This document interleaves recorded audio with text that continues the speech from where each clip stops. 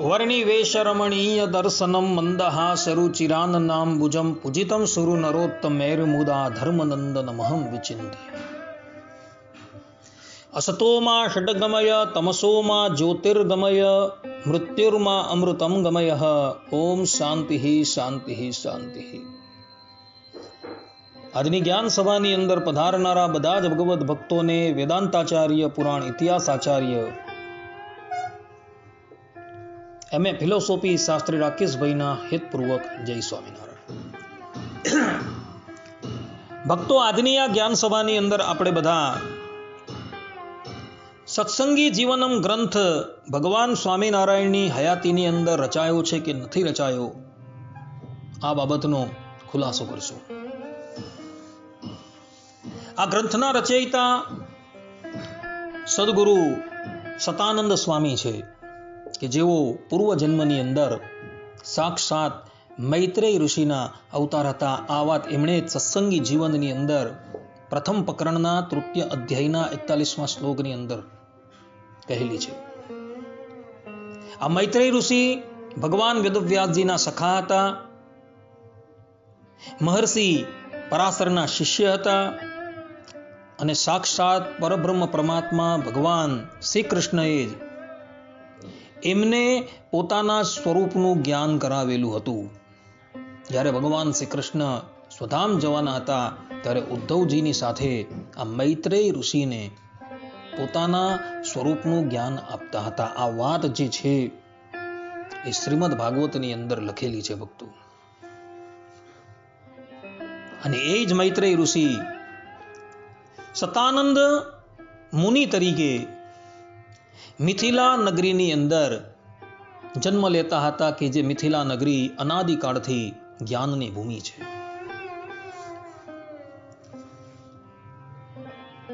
જન્મ થયા બાદ એમના પિતાશ્રીએ એમનો વિધિવત રીતે બધો જ સંસ્કાર પૂર્ણ કર્યો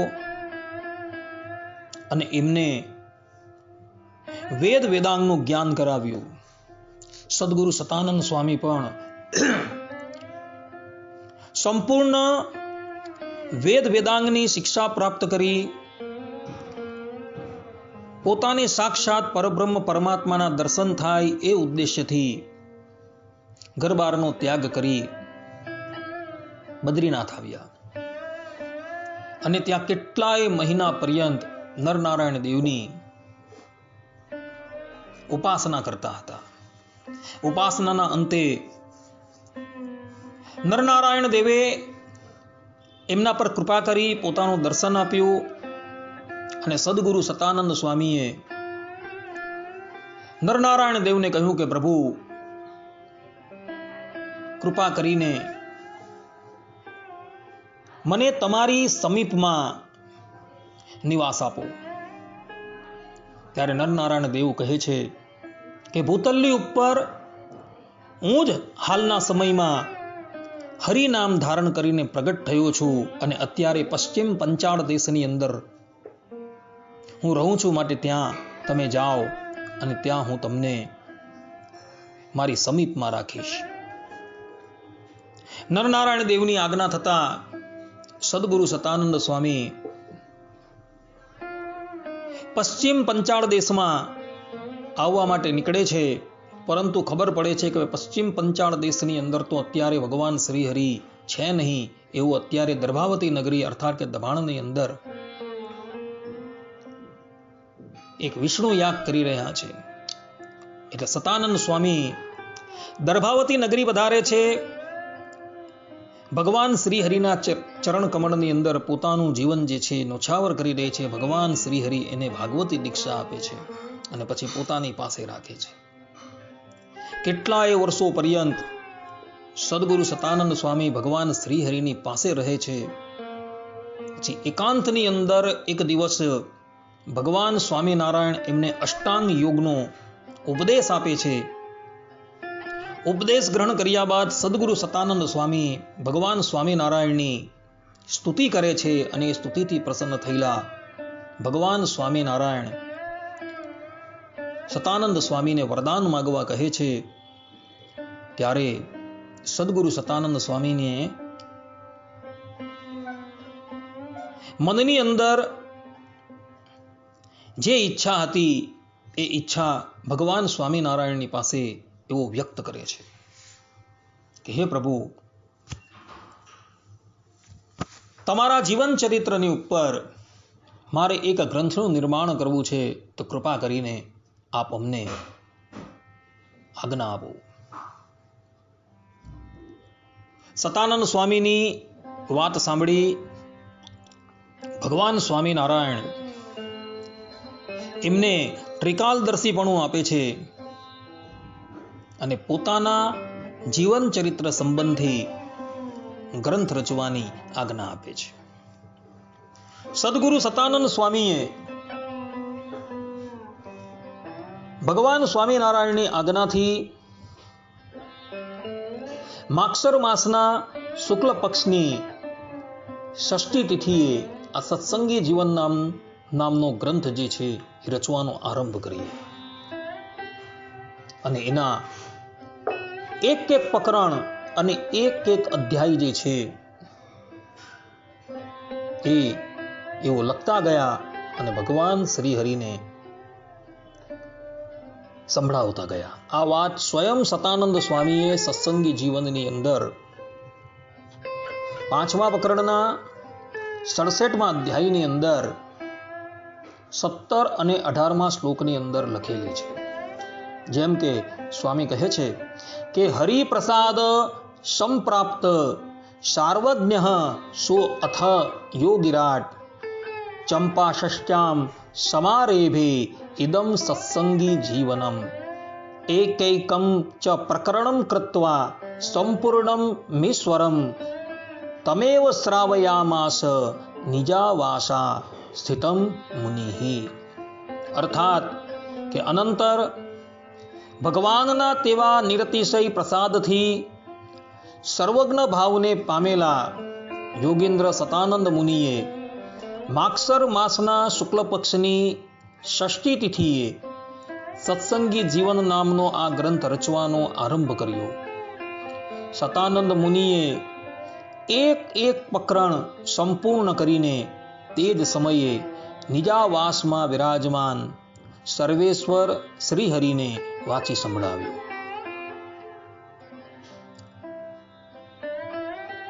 ભગવાને તે મુનિએ વાંચવા માંડેલો તે નિબંધ નિત્ય પોતાની સમીપે રહેનારા સુકાનંદાદી મુનિઓ સાથે આદરથી સંપૂર્ણ સાંભળ્યો અને તેના શ્રવણથી અત્યંત સંતુષ્ટ થયા. આ વાત 19મા શ્લોકની અંદર લખેલી છે. તો આ પ્રમાણ પરથી એ વાત સિદ્ધ થઈ જાય છે કે ભગવાન સ્વામિનારાયણે જ સદગુરુ સતાનંદ સ્વામીને સત્સંગી જીવનમ ગ્રંથ રચવાની આજ્ઞા કરી હતી અને સતાનંદ સ્વામીએ માગસર સુદ છઠના દિવસે આ ગ્રંથ રચવાનો પ્રારંભ કર્યો અને જેમ જેમ એના પ્રકરણો એના અધ્યાયો પૂર્ણ થતા ગયા કે બધા જ પ્રકરણ અને અધ્યાય એમણે ભગવાન સ્વામિનારાયણને વાંચી સંભળાવ્યા. એટલે આ સત્સંગી જીવનમ ગ્રંથ જે છે એ ભગવાન સ્વામિનારાયણની હયાતીની અંદર જ રચાયો છે એવું આ સત્સંગી જીવન પરથી સિદ્ધ થઈ જાય છે. હરિલીલામૃતમની અંદર 9મા કળશની અંદર તો વિહારીલાલજી મહારાજ ત્યાં લગીન લખે છે કે જ્યારે ગ્રંથ પૂર્ણ થયો ત્યારે ભગવાન સ્વામિનારાયણ એ ગ્રંથને પોતાના મસ્તકની ઉપર ધારણ કરે છે અને પછી વાંચતે ગાજતે એ ગ્રંથ લઈને લક્ષ્મીવાડી પધારે છે. તો સંપ્રદાયના આ બે માન્ય પ્રબંધો પરથી એ વાત સ્પષ્ટપણે વિદિત થઈ જાય છે કે આ સત્સંગી જીવનમ નામનો ગ્રંથ જે છે એ ભગવાન સ્વામિનારાયણની હયાતીની અંદર રચાયું છે. કેટલાક તાર્કિક લોકોને આ વાત જે છે એ માન્યમાં નથી આવતી. એ લોકો એમ કહે છે કે ભાઈ સત્સંગી જીવનમ ગ્રંથ જે છે એ તો ભગવાન સ્વામિનારાયણની હયાતીની અંદર રચાયું જ નથી. ભલે સત્સંગી જીવનની અંદર આ બાબત લખેલી હોય, પરંતુ એથી શું? તો એવા એ તાર્કિકોને, એ લોકોની તર્કકુશલ માન્યતાને આધારાનંદ સ્વામી જે છે એ રદિયો આપે છે. આધારાનંદ સ્વામીએ હરિચરિત્રામૃત સાગર નામનો એક ગ્રંથ બનાવેલો છે, જે ગ્રંથને આજના કેટલાક લોકો ઋગ્વેદ કરતા પણ વધારે પ્રામાણિક માને છે. આ સંપૂર્ણ ગ્રંથ જે છે એ હિન્દી ભાષાની અંદર છે અને પદ્યની અંદર છે, પરંતુ પદ્યમાંથી ગદ્યમાં અનુવાદ કરવાનું શ્રેય જે છે એ આપણા સંપ્રદાયના એક મહાન વિદ્વાન, પ્રાતસ્મરણીય ગાંધીનગર ગુરુકુલના સદગુરુ જ્ઞાન પ્રકાશદાસજીને જાય છે. એવો શ્રીએ આ સંપૂર્ણ બૃહદ ગ્રંથને પદ્યમાંથી ગદ્યમાં અનુવાદ કરેલો છે, અને એને પ્રકાશન કરવાનું શ્રેય જે છે એ કુંદળ મંદિરના મહંત સાધુ હૃદય એવા સદગુરુ જ્ઞાન જીવનદાસજીને જાય છે, જેઓએ આ ગ્રંથ જે છે એ પ્રકાશ કરેલો છે. તો આ હરિચરિત્રામૃત સાગરની અંદર 17મા પૂરના 17મા તરંગની 17મી ચોપાઈની અંદર આધારાનંદ સ્વામીએ સ્પષ્ટ રૂપે એવું લખેલું છે કે સત્સંગી જીવન ગ્રંથ જે છે એ ભગવાન સ્વામિનારાયણે રામાનંદ સ્વામીની હયાતીની અંદર જ રચવાનું નક્કી કરેલું હતું. આધારાનંદ સ્વામી કહે છે કે સ્વામી, તમે જેટલી વાત કહી છે તે પ્રમાણે હવે હું નિશ્ચિત કરીશ. સત્સંગી જીવન ગ્રંથને હું કરાવીશ, અને તેની રીતને જે અનુસરશે તેનાથી જે ઓછું કે વધારે વર્તશે તે તેના વર્તન ઉપરથી દેખાશે. આ પ્રમાણે ભગવાન સ્વામિનારાયણે રામાનંદ સ્વામીને વચન આપેલું હતું કે હું સત્સંગી જીવન નામનો ગ્રંથ જે છે એ કરાવીશ. અને પછી એ વચનનું ભગવાન સ્વામિનારાયણે પાલન પણ કરેલું હતું. હરિચરિત્રામૃત સાગર પૂર 17 તરંગ 101 26 થી 30મી ચોપાઈની અંદર આધારાનંદ સ્વામી કહે છે કે તે પછી શ્રી હરિએ સતાનંદ સ્વામીને સત્સંગી જીવન ગ્રંથ રચવાની આજ્ઞા કરી. સતાનંદ સ્વામી ઘણા સમર્થ વિદ્વાન હતા. તેઓ જે કાંઈ મનમાં ચિંતવતા તેને તેઓ પ્રત્યક્ષ પોતાની પાસે જ દેખતા હતા. તેઓએ શ્રીહરિનું ધ્યાન કરીને ગ્રંથ રચવાનો આરંભ કર્યો. તેઓ અત્યંત બુદ્ધિમાન હતા, એટલે શ્રીહરિની રુચિ પ્રમાણે કરવા લાગ્યા. દિવસે જેટલો ગ્રંથ કરતા હતા તે બધો શ્રીહરિ રાતે સાંભળતા હતા. નિત્યાનંદ સ્વામી વાંચી સંભળાવતા અને સુકાનંદ સ્વામી દિવસે લખી રાખતા હતા. દીનાનાથ ભટ્ટ ગ્રંથ જે લખાતો તેને શોધતા હતા. આ પ્રમાણે આધારાનંદ સ્વામી જે છે એ સ્પષ્ટ રૂપે કહે છે કે સત્સંગી જીવન ગ્રંથ જે છે એ ભગવાન સ્વામિનારાયણની હયાતીની અંદર જ રચાયું છે. અને આપણા સંપ્રદાયનો સૌથી માન્ય પ્રબંધ કોઈ હોય તો એ આ સત્સંગી જીવન છે. અને આ વાત આધારાનંદ સ્વામીએ હરિચરિત્રામૃત સાગર 10-1-26 અંદર લખેલી છે. સ્વામી જે છે એ પોતે કહી રહ્યા છે કે આપણા સંપ્રદાયમાં જેટલા કવિઓ છે તેમણે જેટલા ગ્રંથ કર્યા છે તે બધા જ ગ્રંથોનું જીવન પ્રમાણભૂત આધાર સત્સંગી જીવન ને જાણવું જોઈએ.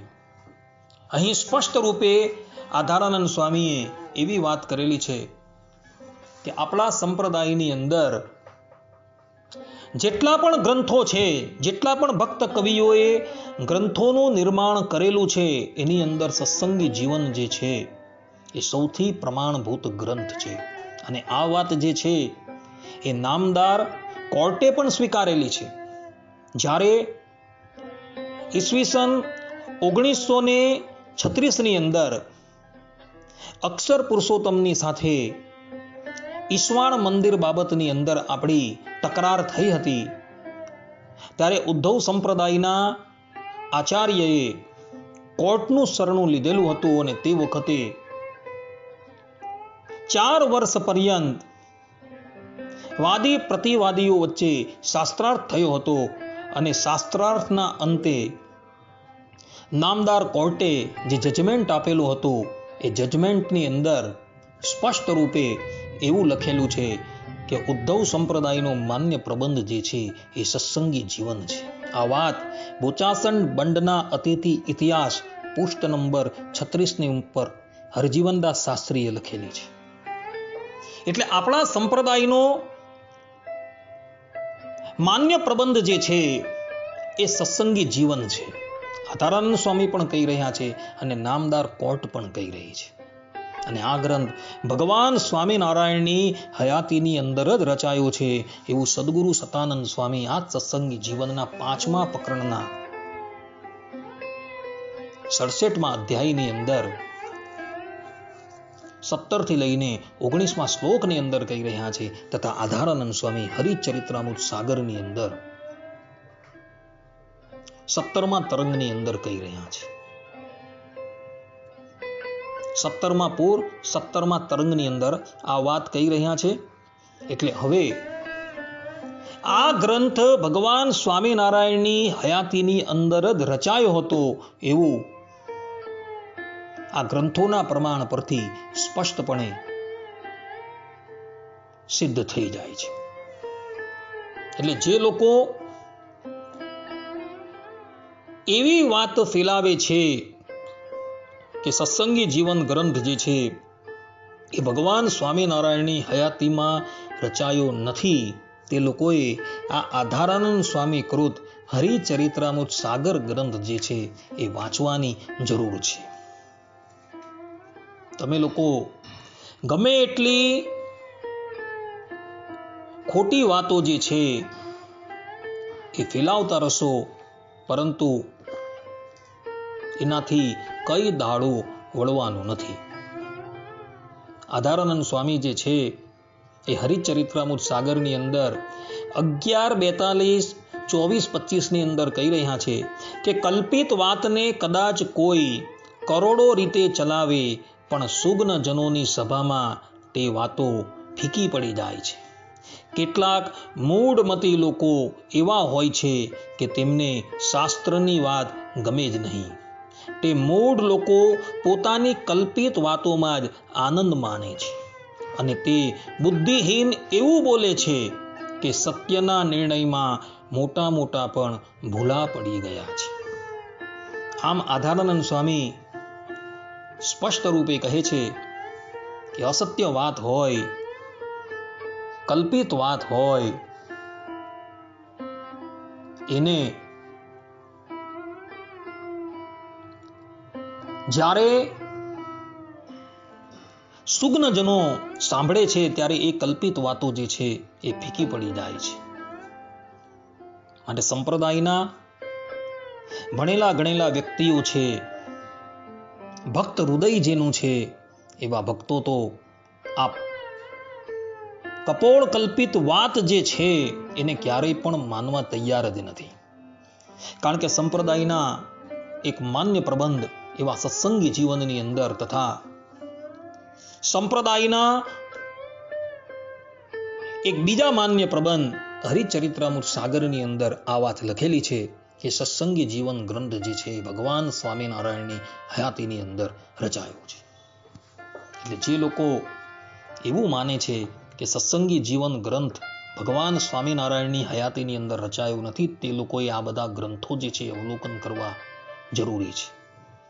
એ લોકો જે છે એ આ ગ્રંથના માધ્યમથી જ્યારે વિચારશે ત્યારે એ લોકોને સ્પષ્ટ રૂપે વિદિત થઈ જશે કે સત્સંગી જીવન ગ્રંથ જે છે ભગવાન સ્વામિનારાયણની હયાતીમાં રચાયો છે. છતાં પણ જો એ લોકો આ શાસ્ત્રોના પ્રમાણને માનવા તૈયાર ન થાય તો પછી એ લોકોનો બીજો કોઈ ઈલાજ નથી. કારણ કે હંમેશા કોઈ પણ વાતનો નિર્ણય જે છે, અને એમાં પણ બ્રહ્મ સંબંધી જે નિર્ણય જે છે એ તો શાસ્ત્ર પ્રમાણે જ કરવું પડે. વેદાંત સૂત્રની અંદર તૃતીય સૂત્ર છે, શાસ્ત્રયો નિત્વાત. શાસ્ત્ર જે છે એ બ્રહ્મને જાણવાની યોની છે. શ્રીમદ ભગવદ્ ગીતાની અંદર પણ ગીતાકાર જે છે પોતે કહે છે, તસ્માત શાસ્ત્ર પ્રમાણમ કાર્ય અકાર્ય વ્યવસ્થિતો. આ પ્રમાણે ગીતાકારે પણ કાર્ય અને અકાર્યની અંદર શાસ્ત્રને જ એક પ્રમાણભૂત કહેલું છે. અને આ શાસ્ત્રો જે છે એ સ્પષ્ટ રૂપે એક સૂરે કહે છે કે સત્સંગી જીવન ગ્રંથ જે છે એ ભગવાન સ્વામિનારાયણની હયાતીમાં રચાયો છે. માટે હવે એ લોકો કે જે કેવલ ને કેવલ કોરા તર્ક કરી એવું કહેતા ફરે છે કે આ સત્સંગી જીવન ગ્રંથ શ્રીજી મહારાજની હયાતીની અંદર રચાયો નથી, એ લોકોને આ ગ્રંથ દ્વારા પ્રતિ ઉત્તર અપાઈ ચૂકેલો છે. એ લોકોના બધા જ તર્કો જે છે એ નિસ્તો નાબૂદ થઈ જાય છે. કારણ કે આધારાનંદ સ્વામી જેવા એક સમર્થ વિદ્વાન અને સદગુરુ સતાનંદ સ્વામી જેવા એક સમર્થ વિદ્વાન જો એમ કહેતા હોય કે સત્સંગી જીવન ગ્રંથ ભગવાન સ્વામિનારાયણની હયાતીમાં રચાયો છે, તો એ માન્ય છૂટકો છે. આટલું કહીને હું મારા પ્રવચનને અહીં વિરામ આપું છું. સર્વે સંતુ નિરામયઃ, સર્વે સુખીનો ભવંતુ, સર્વે ભદ્રાણિ પશ્યંતુ, મા કશ્ચિત દુઃખ ભાગ ભવેત. અસ્તુ. જય સ્વામિનારાયણ.